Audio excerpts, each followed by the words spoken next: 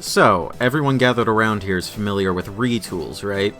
Well, we've entered a kind of retool renaissance some time ago, with the designers at Hasbro being much more liberal in regards to how extensive their retools have gotten. Sometimes they're as minimal as a head swap between Hound and Hotshot, redesigning entire segments like with Hoist and Trailbreaker, and reusing skeletons in engineering such as between Silverbolt and Hunger. Yeah, I said it. They don't share a single part between the two, but you're an idiot if you don't think those figures are related somehow. Obviously, the word retool doesn't quite do their situation justice, so I suppose something like rework would be more apt. I only say this because, welcome to Kit Reviews. My name is Kit, and today we'll be taking a look at Transformers Earthrise Deluxe Class Sunstreaker. This figure was released in 2020 as part of Wave 3 of the Deluxe assortment, and is ostensibly a rework of Transformers Earthrise Deluxe Class Wheeljack. Sunstreaker's vanity manifests itself in vehicle mode, where he's compelled to transform into one of the sexiest sports cars imaginable, or at least an approximation thereof, the Lamborghini Countach. He exhibits the masterful marriage of sharp corners and smooth lines that's so quintessentially Countach, while importantly remaining legally distinct. Not to imply that that fierce front end isn't unmistakable, or those uniquely bifurcated windows. He would serve as a nice complement to Siege Sideswipe's more modern, sleek physique, though the Kingdom retool brings the two of them more in line in regards to the whole twins angle. At any rate, I doubt I'll be getting Sideswipe, or Red Alert for that matter, at least of my own volition. Back to the topic at hand, you'll probably have noticed by now that certain parts of Sunstreaker don't quite match the rest, and that's because these parts have been painted. It looks extremely out of place on camera, but rest assured that it's practically unnoticeable in most lighting conditions with the naked eye. I mean, once you're looking for it, you notice it, but otherwise the paint comes close enough to Sunstreaker's lemony plastic. I'd say it's more noticeable at the rear, where yellow paint is used to cover up a large field of black plastic. That rear end also betrays Sunstreaker's origins as a modified Countach, though this altered backside doesn't feature anything of much consequence, though there is a 5mm port which comfortably fits a nice pair of gleaming silver intakes, his sole accessory. I'm not sure understated is Sunstreaker's style, but nonetheless, it is stylish.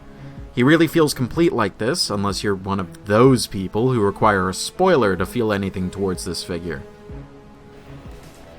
I said earlier that Sunstreaker is a rework of the Wheeljack mold, and that's shown best through the transformation, which is nearly entirely identical. The main difference is that the shoulder and bicep masses are swapped, with the forearms forming the bumper instead of the rear flanks.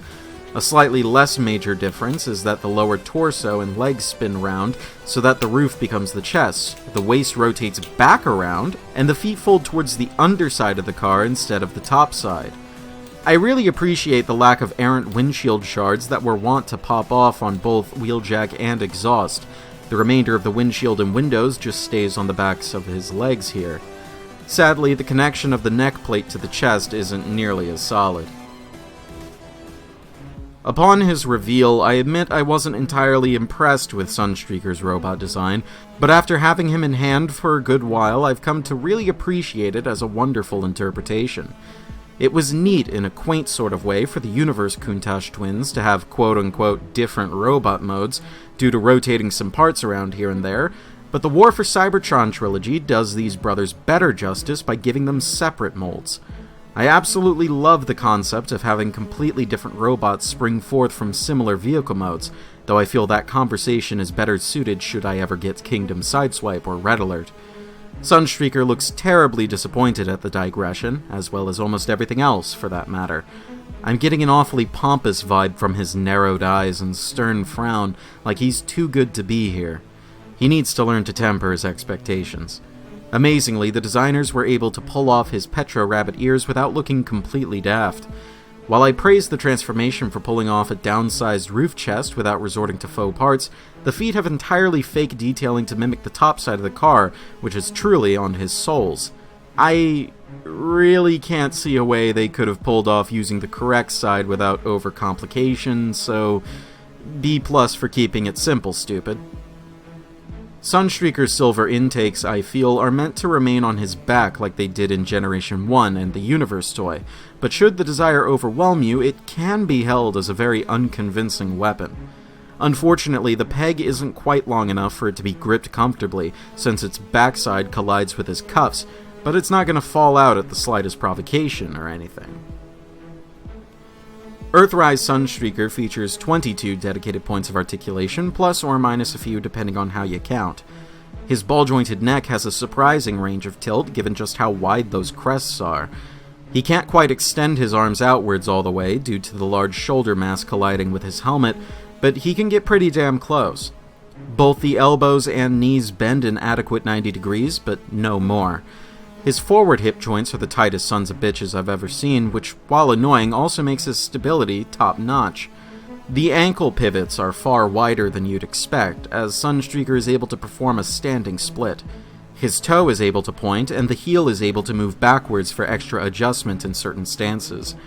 As far as I'm concerned, his only real limitations are in the lack of double joints in his elbows and knees, as well as the large size of his upper arms, which can impede their own movement at times. While Sunstreaker may be an insufferable narcissist, I admit he has a lot to be vain about. His vehicle mode is stunning, albeit his color coordination could use a little work. His robot mode is striking and stands out from his Cinnabar sibling. He's an upgrade from the likes of Exhaust and Wheeljack in pretty much every way and then some, though he sadly shares that mold's limitations when it comes to articulation. Still, this is a mold I've enjoyed so much I bought it 3 times. In every sense of the word, Earthrise Sunstreaker is lovely. If you liked this video or otherwise found it helpful or informative, then please subscribe for more reviews like this in the future, and feel free to suggest topics for future reviews in the comments. When we return, we round out the wave with a look at a pretty underrated Autobot. This has been Kit Katastrophe. Transform and roll out.